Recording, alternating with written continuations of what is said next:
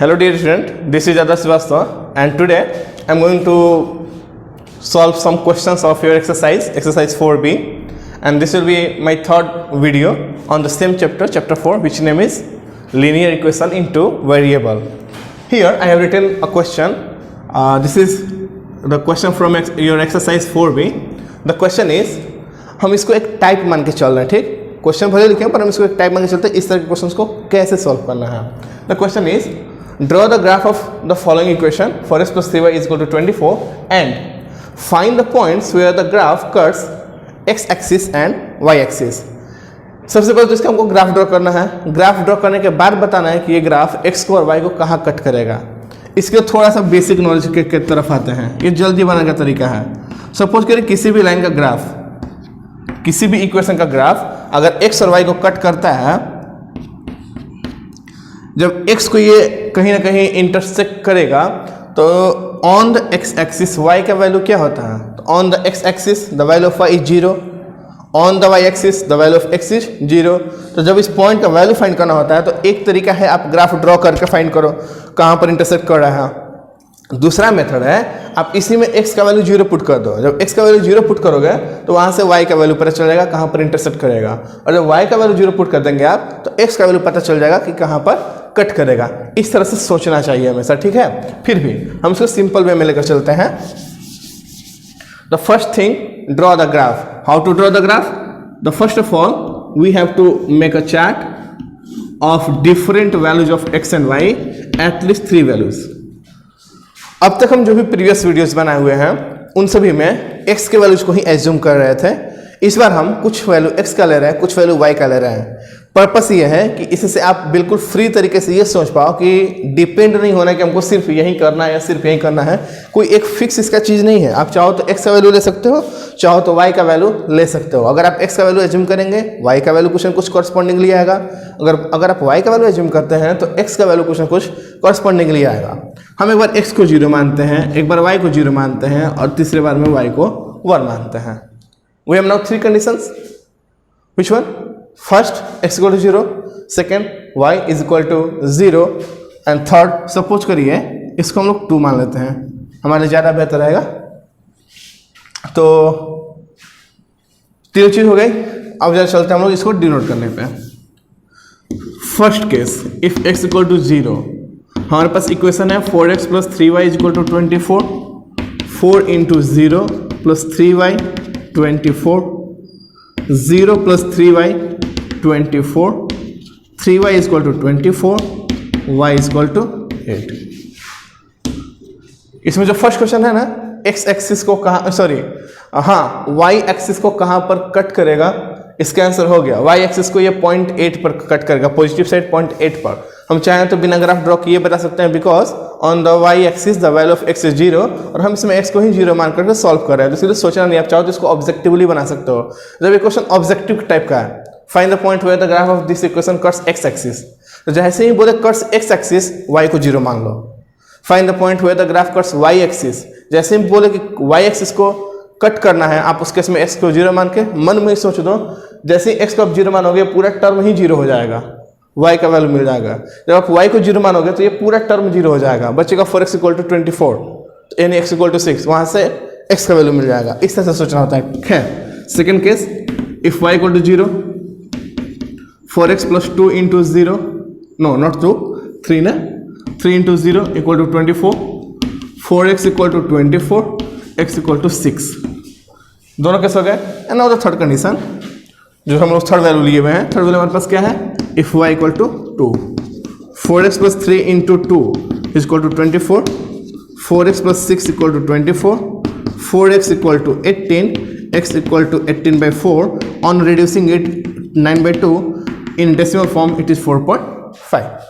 So now we have 3 different values. इसके बाद का स्टेप क्या हम बताएं आपको, ऑर्डर पेयर बनाना है. ऑर्डर पेयर कैसे बनाएंगे, पहले x का फिर y, पहले x फिर y, पहले x फिर y. हमारे पास 3 ऑर्डर पेयर हो गया, 0, 8, 6, 0, 4.5 and 2. Now draw a graph, denote different points that is required in the order pair. y को हमको 8 तक लेकर जाना है, x को हमको 6 तक लेकर के जाना है। तो हम लोग छोटा छोटा थोड़ा सा लाइन रखेंगे ताकि हमारा इजीली वो चीज़ पकड़ में जो हमको चाहिए। 1 2 3 4 5 6 7 8, ये हमारा 8th वाला रहा। 1 2 3 4 5 6 7 8, 1 2 3 4 2 3 4। अब यहाँ पे 8 8 लिए, इस साइड 4 4 लिए, इससे कोई दिक्कत नहीं है। जिसका काम है आप उसको लो। आप देखोगे तो इसमें सबका सब पॉजिटिव वैल्यू है, नेगेटिव हमको कोई यूज नहीं है। तो अब हम चाहते तो इसको सिर्फ 1 तक भी लिख के छोड़ सकते थे, या चाहे तो 8 तक भी इसको लिख सकते हैं। That is our choice. क्या करना है वो हमको सोचना है, पर जिसका काम हो वो हमको मिलना चाहिए। 0 8, x 0 है, y 8 है। कौन से एक्सिस पर जाएगा? y एक्सिस पे 8 यहाँ रहा। एक बार काउंट कर लेते हैं हम लोग। 1 2 3 4 5 6 7 8, ये रहा कौन सा? 0 and 8, 6 and 0, 1 2 3 4 5 6, this point is 6 and 0, and the third one is 4.5 and 2, 1 2 3 4 5, 4.5 यहाँ पे रहा और 2 about here, first point, second point, third point। अब क्या करना होता है हमको? Take a scale and join this points. Scale को लेकर के इन तीनों पॉइंट को आप क्या करोगे? ज्वाइन कर दोगे। This is the graph of equation 4x plus 3y is equal to 24। ये क्वेश्चन में आपके बुक से ही लिए हुए हैं। तो फर्स्ट क्वेश्चन था इस ग्राफ को ड्रॉ करिए, that's done. Now the another question is find the points where the graph cuts x axis and y axis. पता करिए कि पॉइंट, ये जो ग्राफ है वो x और y को कहाँ कट कर रहा है। कुछ क्वेश्चंस अगर आप अपने बुक में देखोगे तो उसमें पूछ रहा है find the point where the graph cuts x axis. सिर्फ x का पूछा है, y का नहीं पूछा है। कुछ क्वेश्चन में y का पूछा है, x का नहीं पूछा है। और ये एक ऐसा क्वेश्चन था आपके एक्सरसाइज में जिसमें x और y दोनों का पूछा था, तो हम इसी को ले लिए हैं। ठीक है, हमारे पास ग्राफ बन गया। नाउ ग्राफ, इसको देख के बताना हमको ना। Graph cuts x axis at, कहाँ पे कट कर रहा है बाबू? तो 6 and 0। और y को कहाँ कट कर रहा है? यहाँ पे भी फिर लैंग्वेज देंगे। Graph cuts y axis at where 0,8। ये दोनों आपके आंसर हो गए। एक और क्वेश्चन इसमें पूछता है, हम उसी को इसमें ही बताने जा रहे हैं। पीछे भी बता चुके थे। Find the area found by the line and axis. इस क्वेश्चन को हम पहले भी बताएं, फिर भी यहाँ पे एक बार दोबारा सिखाने जा रहे हैं। Find the area of triangle found by this line. This का अगर बोलता है समझिए वहाँ पे 2 लाइन्स होंगी। और अगर find the area of triangle found by the line and axis, तो यहाँ पे लाइन का सिंगल होगा और एक्सिस जो आपके एक्स एंड वाई हैं वो दोनों को कंबाइन करके सोचना होता है। ये एक ट्रायंगल बना, इसका एरिया निकालना है। What is the formula of area of triangle is 1/2 into base into height. जो क्वेश्चन था उसका आंसर हो चुका, हम ये अपने से ले रहे हैं। इसका एरिया निकालना तो कैसे? 1/2 into base into height. Base ये रहा, काउंट करिए जैसे नंबर लाइन पे बच्चे की तरह काउंट कर सकते हैं वैसे ही सोचना हमको। 1 2 3 4 5 6, the base is 6 and the height कहाँ पे 8 पर टच किया था, काउंट भी कर सकते हैं। 1 2, ये आपके ग्राफ में एकदम इजीली पकड़ में आता है। रफ डायग्राम है, प्रॉब्लम हो सकती है। जब आप ग्राफ बनाओगे ना एकदम इजीली उसमें पॉइंट टू पॉइंट दिखेगा। Into 8 and calculated 24 square unit. तो ये एक क्वेश्चन मिली है आपके बुक से। अब हम जा रहे हैं कि एक अनदर टाइप ऑफ क्वेश्चन लेना है, इसमें 2 लाइंस एक साथ होंगी, मीन्स 2 इक्वेशन का on the same graph paper. ये क्वेश्चन हम पीछे भी बता चुके हैं एक वीडियो में, फिर भी एक बार दोबारा से रिपीट करें ताकि ये चीजें, ये पॉइंट्स आपके बिल्कुल क्लियर हो जाए। So now I will take question number next. So here I have taken another question for today. वो जो लिए थे इससे पहले वो क्वेश्चन नंबर 1, अभी हम लोग ले रहे हैं question number 2। Draw the graph of the following equation: x minus 1 is equal to 1. Sorry, x minus y is equal to 1 and 2x plus y is equal to 8. The first thing is we have to draw the graph of these 2 equations on the same graph paper. This type of question I already had solved in my previous video, and today I am going to solve again so that you can understand the method of this type of questions properly. What to do? Draw the equation or graph of first equation. Okay. पहले हमको इसका एक line draw करना है। एक को जब finalise कर लीजिए तब दूसरे के बारे में सोचना है। दोनों लेंगे, कर सकते हैं, कोई दिक्कत नहीं, गलती नहीं होगा। बट अगर आप एक्सपीरियंस नहीं है, अगर आप ये पहली बार सीख रहे हैं तो ऐसा करना सही नहीं होगा। आप पहले एक को करो, फाइनलाइज करो, फिर सेकंड के बारे में सोचना शुरू करो। ये आपके लिए कहीं ज़्यादा बेटर ऑप्शन होगा। So now I am going to complete the first equation first. क्या करना आपको पता है, 3 वैल्यूज लेना हमको, different value of X and Y.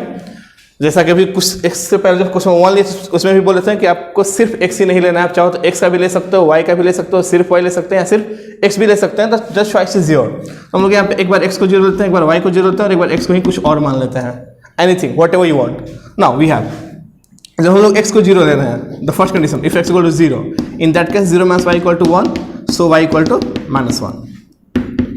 Second condition if y equal to 0, in that case x minus 0 equal to 1, x equal to 1।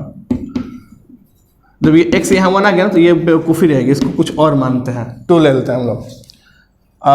If x equal to 2, 2 minus Y equal to 1, minus Y equal to -1, y equal to 1। Now we have the order pair as, order pair हम लोग लिख लेते हैं यहीं पे ताकि हमको आसान पड़े, उधर में ग्राफ के लिए जगह बच जाएगा। चल छोड़िए ना, आगे बना लेंगे हम लोग इसको। एक हमारा फर्स्ट इक्वेशन का कंप्लीट हो गया। Now the second equation 2x plus Y is equal to 8, different values of x and y at least 3, x y 0 0, कुछ और लेते हैं हम लोग 1। if x equal to 0, in that case 2 into 0 plus y is equal to 8, y equal to 8।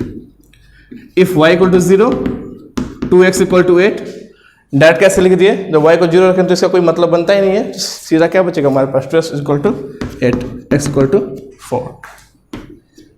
Third case if x equal to 1, 2 into 1 plus y equal to 0, sorry 8, y equal to 8 minus 2, y equal to 6। ये तीन हमारे पास निकल गया। तो 3 different solution of the first equation and 3 different solution of the second equation। Now what to do? Draw a graph and denote these points on the same graph paper। पहले हम लोग इसका ऑर्डर पेयर बना लेते हैं ताकि हमारे लिए आसान हो जाए। First order pair is here 0 minus 1, second 1 0 and third 2 1। यहाँ पे अगर बात करें 0 8, 4 0, 1 6, इन दोनों को हम लोग ड्रॉ करते हैं।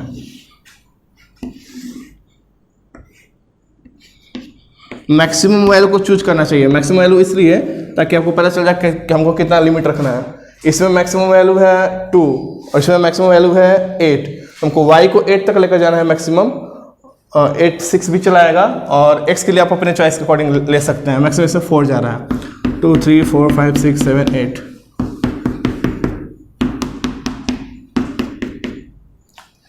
Naming x o x dash, y o y dash. 0 and -1, जब इसको डोनेट करना हो तो टोटल 6 पॉइंट हो रहे हैं, 3 ईयर 3 ईयर। कभी भी 6 पॉइंट को एक साथ डिनोट करके ज्वाइन नहीं करना चाहिए। क्यों? आप 3 को डिनोट करो, ज्वाइन करो, फर्स्ट का लाइन जब क्लियर हो जाए तब सेकंड के बारे में हमको सोचना चाहिए, इससे कन्फ्यूजन्स नहीं होता है। 0 and -1, y axis -1, 1 and 0, x axis 1, 2 and 1, 2 and 1। ये हमारे पास हो गया 3 पॉइंट। स्केल लेकर के इन तीनों को ज्वाइन कर देना है। This is the graph of first equation, x minus y is equal to 1। Now the second case 0 8, 1 2 3 4 5 6 7 8, 4 0 and the third 1 and 6, 1 and 6। Now take a scale and join them। जैसा कि पहले ही बता चुके हैं, अगर इक्वेशन लीनियर है तो solution भी जो इसका लाइन होगा वो बिल्कुल स्ट्रेट लाइन होगा। इसका ध्यान रखना है हमको हमेशा, ठीक है। ये दोनों यहाँ पर इंटरसेक्ट कर रहे हैं। ये किसका ग्राफ था हमारे पास? 2x plus Y is equal to 8। तो फर्स्ट क्वेश्चन तो था कि ग्राफ ड्रॉ कीजिए। नाउ द सेकंड क्वेश्चन इसी में छुपा हुआ है, set the area found by 2 lines and y axis. ये दोनों लाइन, एक ये लाइन रहा हमारे पास और अनदर लाइन ये रही। इन दोनों लाइन के साथ कौन सा एक्सिस? y axis. इसका y जो एरिया बना उसको सेट करना है, तो ये हमारा सेटिंग रहा।